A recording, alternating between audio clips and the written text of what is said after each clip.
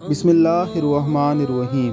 हज़रत अबू हुरैरा रज़ी अल्लाह ताला अन्हु से मरवी है कि रसूल अल्लाह सल्लल्लाहु अलैहि वसल्लम ने फरमाया कि अल्लाह अज़्ज़ व जल फरमाता है कि तकब्बुर मेरी चादर है और अज़मत मेरा आज़ार है। बस जो कोई मुझसे इन दोनों में से किसी एक के बारे में झगड़े यानी तकब्बुर और बुराई करेगा, उसको जहन्नम की आग में डालूँगा। तकब्बुर सिर्फ़ अल्लाह रब्बुल इज़्ज़त की ज़ात को ही रवा है। अल्लाह के अलावा तकब्बुर करने वाले दुनिया में ही अपने इस किए हुए तकब्बुर का मज़ा चख लेते हैं। अल्लाह हमेशा गुरूर का सर नीचा करता है। एक टपके हुए गंदे गलीज़ नुत्फ़े से पैदा हुए लोग किस चीज़ पर फ़ख्र कर सकते हैं।